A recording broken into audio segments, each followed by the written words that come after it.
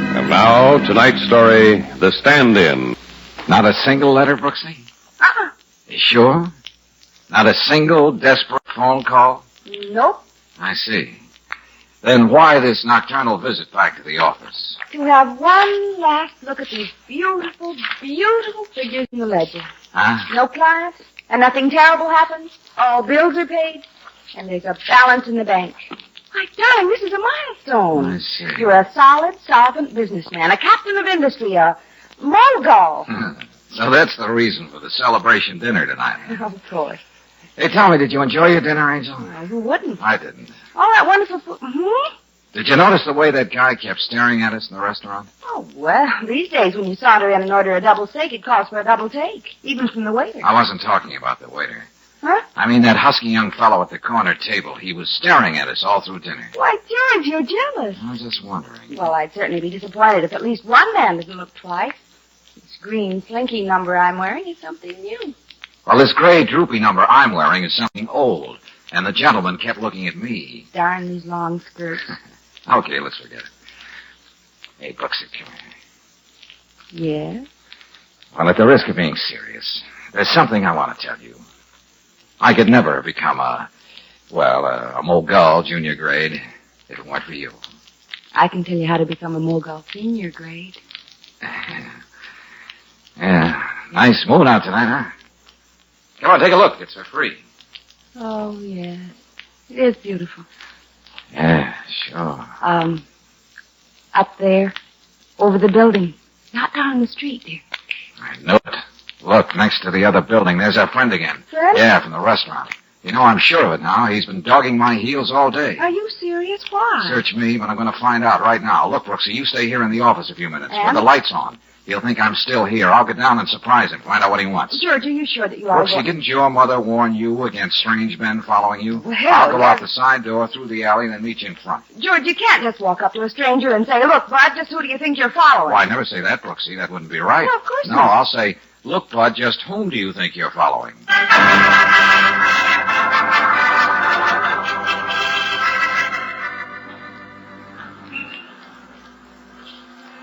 Well, looks like Mr. Valentine got himself lost, Miss Brooks. I'm worried, Henry. He said he'd meet me out here in front in a few minutes.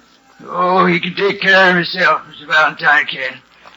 Well, if I see him inside, when I make him around the building, I'll tell him you're waiting. Oh, thanks, Henry. I'm going to have a look for myself, even if it means skulking down dark alleys. Never a dull moment. Now what? George? Oh. George! You hurt, oh, darling. What happened? Oh, It's going to be all right. I'll get a cab and get you to a doctor, and I'll be right back.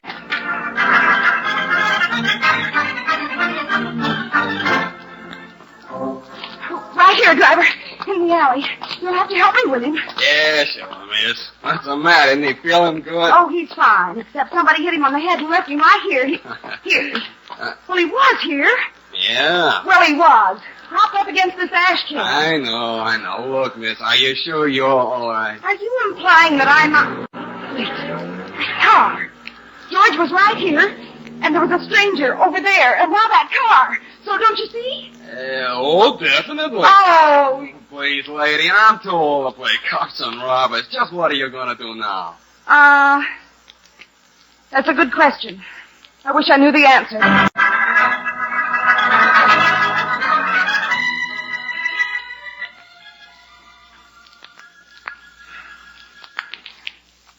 Oh, brother. Hello there. Oh. Hello. Oh. Oh. All right, you see, being married to you is going to be delightfully exciting. Yeah, well, I don't want to be an old worrywart, but just where am I? You're home, Paul. Paul? Look, am I sitting on somebody's lap? I'm really too lucky. I was perfectly willing to marry you just for your money. Money? My, how news gets around. But you also have a sense of humor.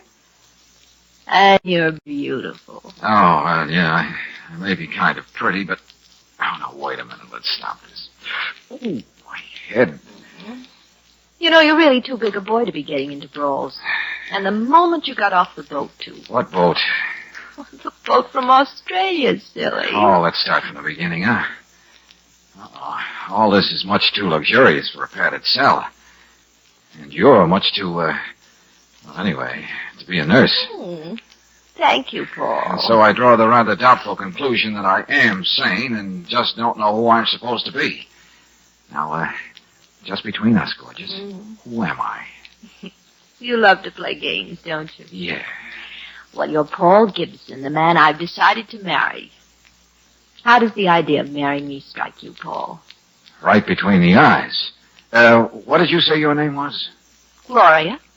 Gloria Bradley. Well, that's nice to know. I may want to introduce you to friends. Gloria, just when did you decide to make me the happiest boy in the world? And why? Well, it was the simplest thing to do. And you have to admit it's logical. Yeah, that's what I like. Logic. Cold, uncompromising logic. When Father died and left the whole fortune to you, naturally the rest of the family was fit to be tied. Oh, yes, I can imagine. My stepmother and my brother Ted were all for putting a violent end to your young life. But I thought it would be easier if I just married you. And we shared all that beautiful money. You and I. You see, I'm not greedy. Now, look, fun is fun, but I'm not in any... I know. You're in no condition to talk about it now. Look, how did I get in here anyway? Well, you were nursing your poor battered head at our front door at 4 this morning. I draped you on the couch here in the drawing room so you could sleep it off. Thanks. The others are still upstairs sleeping. But I sneaked down early so I could be the first to talk to you. Your friend is in the kitchen getting some coffee. Friend? And I suppose he came from Australia with me. Carried me in his pouch? No, he said he met you at the boat. His name is George Valentine. Oh, brother. Well, wait, Gloria. I don't mind you wanting to marry me. I'm greatly flattered. I don't even mind sharing my fortune with you. But please, don't tell me I'm in the kitchen drinking coffee. What? Oh, you poor boy, your head. You're really the one who needs coffee. Yeah, you've got something there. And I'd better hurry in the kitchen before I drink it all up. Oh, wait, Paul. Don't you want me to go with you? No, I'll find it myself. I want to talk to this George Valentine. Alone.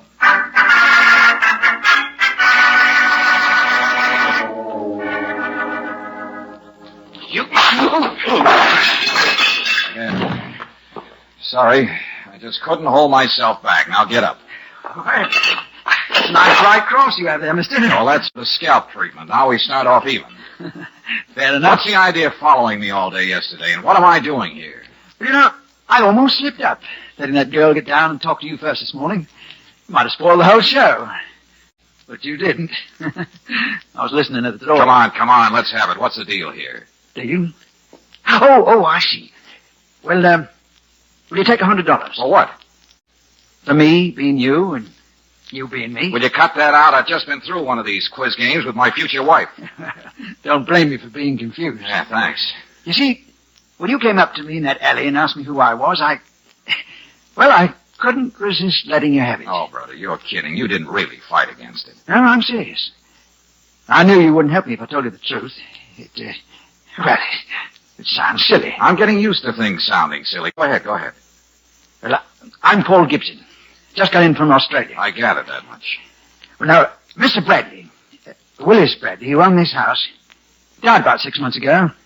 He left all his money to me, of all people. Congratulations. Yeah. My mother and Mr. Bradley were childhood sweethearts, something like that. Anyway, since none of the Bradley family ever saw me before, I got the idea of passing you off for me. Why? Don't you like money? Oh, it's not that. It's, I'm just afraid one of them wants to kill me. What? Yes. There's the girl, Gloria, and brother. Of course, the second Mrs. Bradley, they're all mighty put out because the old gentleman cut them off without a penny.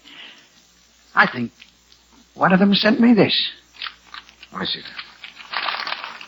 If you make any claims to the Bradley estate, you will never live to enjoy it. To the point, isn't it? If I don't claim the money, it goes to those three, according to the will. Yeah. Oh, this whole thing is ridiculous. Somebody's just trying to scare you. That's all. Forget it. I don't know about that. A couple of months ago, while I was trying to clean up my affairs in Australia, somebody took a pot shot at me. Whoever it was, almost didn't miss. And for $100, I'm supposed to find the villain in the piece. The hard way. Playing target.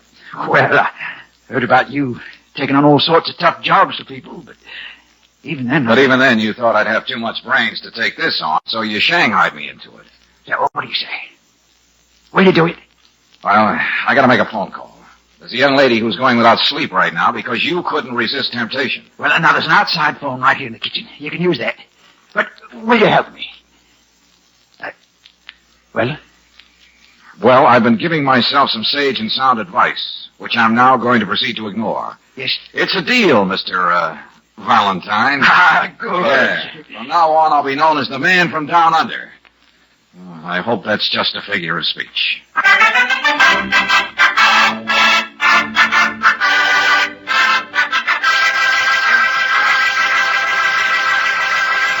In just a moment, we'll return to tonight's adventure of George Valentine.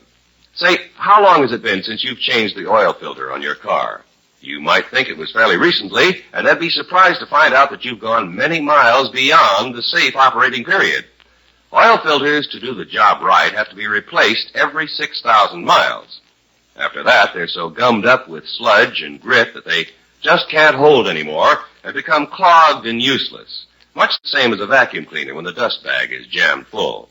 So, it's a good idea to have your oil filter checked regularly by the car savers at independent Chevron gas stations and standard stations.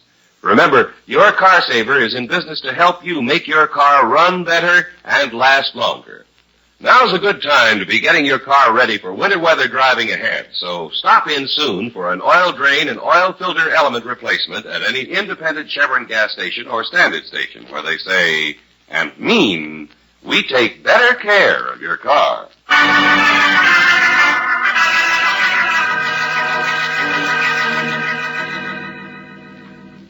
You're hired to take the place of a man about to come into a fortune and marry one of the most beautiful girls in the world.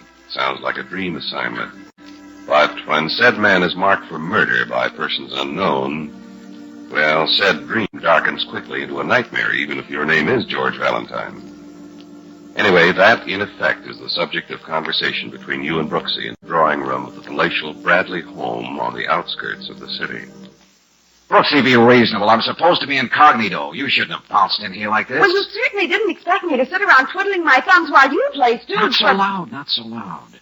Remember, the Stooge's name now is Paul Gibson, the pride of the Anzacs. Paul Gibson, darling. Please, I don't know if I like strangers calling me darling. And the blonde, easygoing gentleman upstairs is my friend George Valentine. If you had to give your name away, it could have at least been to a woman. And I know the woman. Yeah, okay.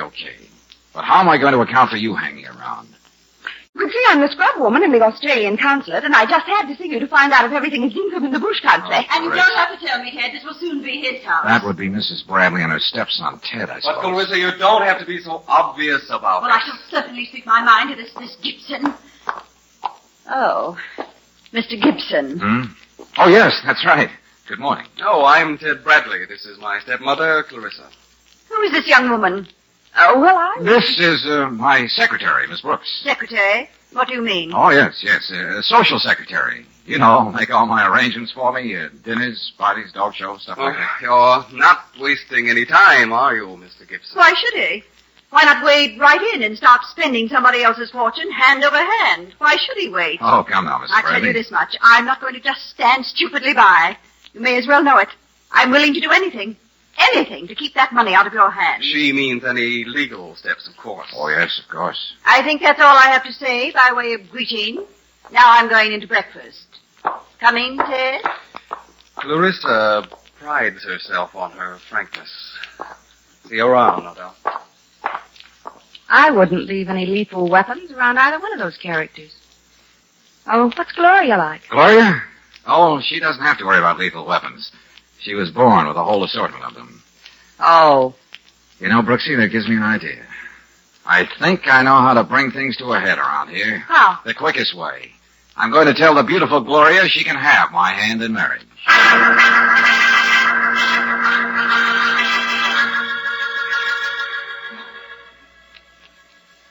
Mrs. Paul Gibson. I'm going to like that. Yes, I thought you would, Gloria. I wonder if it was something you said that gave me that impression. Oh, Miss Brooks, I forgot about you. Why don't you, Scram is the American expression, Mr. Gibson. Oh, that's very cute. I'll make a note of that. One more thing, dear. I promise to make you an exciting, loving wife, as long as your money holds out. Well, there's lots of money. I think this is beautiful. Two people so much in love, still finding time to talk about practical things. I don't want to start bossing you, Paul, but this, secretary of yours is entirely too social. All I said was it was beautiful, and I didn't like the way you said Oh, it. now, please, ladies, don't fight over me. Oh, never mind. Now I want the others to know. Clarissa! Ted! Come in here. I have some news. She thinks I'm going to let you out of my sight. She's crazy. This is an act, Brooksy, remember? And she kissed you. Nice fight you didn't put up, Buster. What are you screaming about, Gloria? What is it? Here. I can let Paul tell you himself. Yes. Well, folks, I know this is going to seem a little sudden, but you know how it is when love hits you. Yes, well, the simple fact is, Gloria and I are going to be married. There, you see? don't understand. Really? Gloria, tell this man he's out of his mind. On the contrary, he's remarkably sane. He thinks he needs a wife to help him take care of all our money. Well, this is a surprise. I'm not going to let you get away with this. At least I'm willing to share Paul's money with him. But you and Ted That will be enough from you. Clarissa, let's be reasonable. Let's face it, Gloria's stolen a march on us. Suppose we try to be good sports about it. Congratulations. Thank you. I'm sure you don't mean it. And good luck, Paul. I still say it's beautiful. Two people so much in love, they don't care who stands against them. You shut up! Mr. Gibson, I was only I saying... know what you were saying. Don't expect me to congratulate you, Mr. Gibson. And you're not married yet, Gloria. Don't worry, Clarissa will get over it. I'll talk to her. And so will I. I won't be long. Oh, Brooksy, it worked. What worked? All I saw was a family brawl, and Gloria didn't even get hurt. Oh, it was much more than that. Somebody just overplayed his hand. How did you manage to miss it? Oh, it was easy. I don't have any proof, but I think I'll play a hunch and start clearing up this little matter for Paul.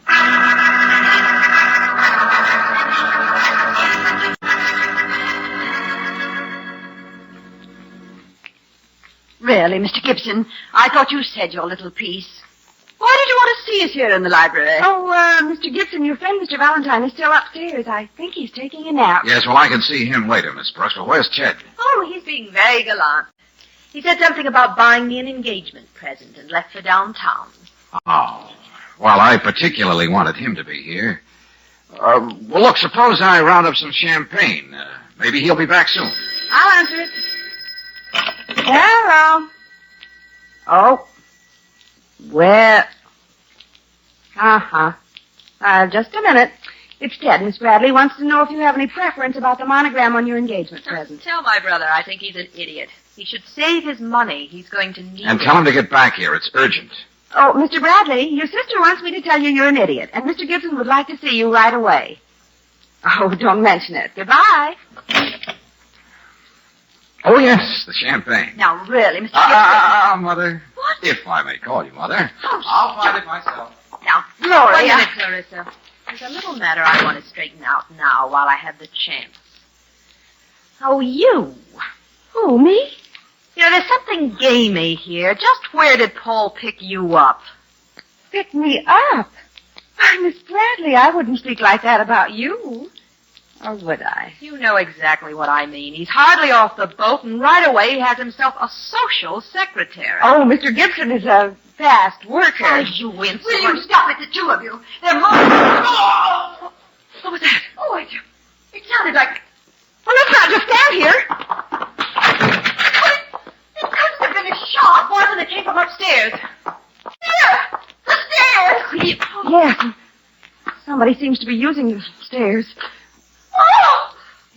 It's Paul's friend, Mr. Valentine. Hey, what's happened? What's happened? What is The it? man on the stairs, he... Yes.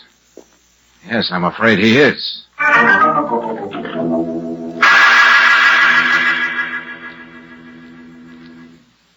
You've got a lot of explaining to do, Valentine. Passing yourself off as an Australian, getting yourself engaged to a Yes, girl. Lieutenant Johnson. Yes, I know. Now, let's get out of this kitchen. I'm beginning to feel like a butler. Just a minute, will you? When this thing happened, all the women were together in the library. Young Bradley was downtown buying a present for his sister. You were the only one prowling around. Oh, now, wait a minute, Johnson. You don't really think I killed Gibson? I know. You didn't have a motive. I thought I knew who tried to kill Gibson in Australia and sent him that threatening note. Yeah, who? Well, something's got me stymied. Hey, look, you have a lot of routine detail work here with the boys. Well, give me about an hour, will you? Tell the others I had to step out a while and it was okay with you. Well. Do you think the police department would stake you to a long-distance call, State Department, Washington? Yeah. It's important, Johnson. Now, look, here's the bill.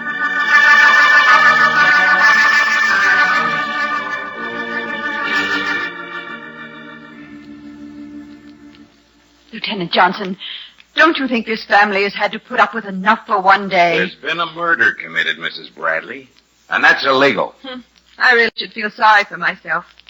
It's really funny in a gruesome sort of way. What's gruesome in a funny way? I mean...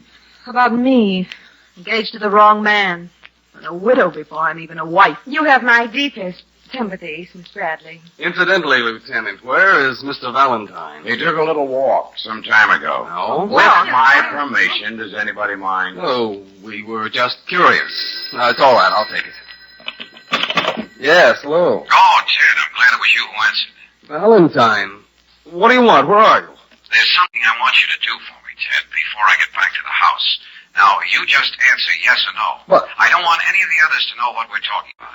Now, look, beat it upstairs to my room. In the top dresser drawer, you'll find an envelope. Oh, I'm yes? trusting you, Ted, because you were the only one out of the house when poor Gibson got it. That envelope is something he gave me. It's important. I want you to make sure it's still there and nobody got to it. Got that straight? Oh, I suppose Go ahead, so. then. I'll hang on. Okay. Oh, Lieutenant Johnson, it's Valentine. He wants me to check something in his room, okay? I guess so. I'll be just a second. Now, Mrs. Bradley, Miss Bradley, about that threatening note. We're sure to trace it, you know. You certainly won't trace a stupid melodramatic thing like that to me. And don't look at me. Oh, no, not again. What's that? I know I shouldn't let Valentine get... George, on the phone inside, I'm developing a split personality, Brooksy. This guy isn't shot. What did you do to him? Why? The shot was purely for dramatic effect, Gloria. I guess, though, I pushed him a little too hard at the head of the stairs. He'll be all right in a minute. Oh, what happened? Yeah, that's what I want to know, Valentine. I just staged a repeat performance of the little act that was put on here a little earlier today. What do you mean? What's he talking? You heard me, Ted. When you were on the phone today, you weren't out buying a present. You were just where I was a minute ago, using the outside phone in the kitchen. What about that, young fella? What do you mean? What proof has he got? One thing at a time.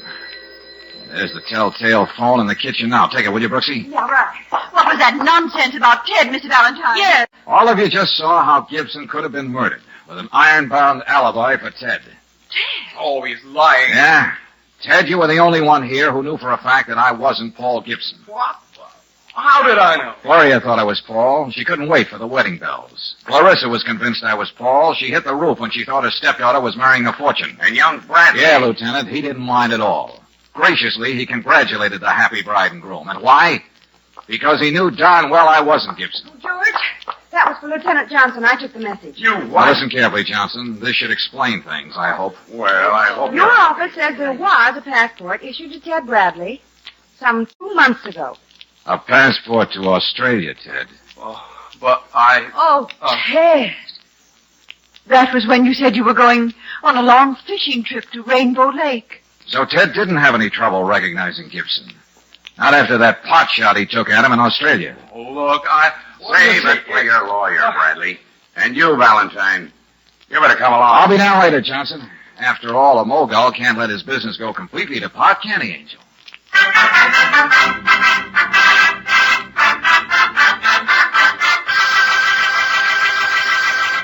Did you ever stop to think that there's a very real reason why some engines need lots of repair and wear out sooner than other engines of the same model, even though both go an equal number of miles? More times than not, it's the motor oil that makes the difference. It either protects or fails to protect. Heavy-duty RPM motor oil gives top protection, actually reduces wear of critical engine parts. So buy what's best for your car. Next time you need oil, be sure to get heavy-duty RPM motor oil at any standard station or independent Chevron gas station where they say and mean, we take better care of your car.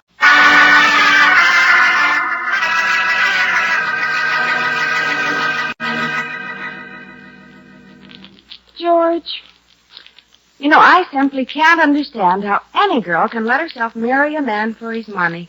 Yeah. Yeah, it must be an uphill struggle all the way. All I'd want is a man with a business that's finally beginning to pay off, a little money in the bank. Yes, I see.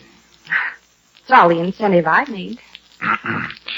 Not to change the subject, Brooksy. Hmm? But I took a little look at that ledger of ours, too. And the balance in the bank, Yes? well, it's pretty much of a mirage, Angel. What are you talking about? You made no provision for taxes. When we're through shelling out, I'll be the brokers tycoon on record. Oh, George. But never mind, Brooksy.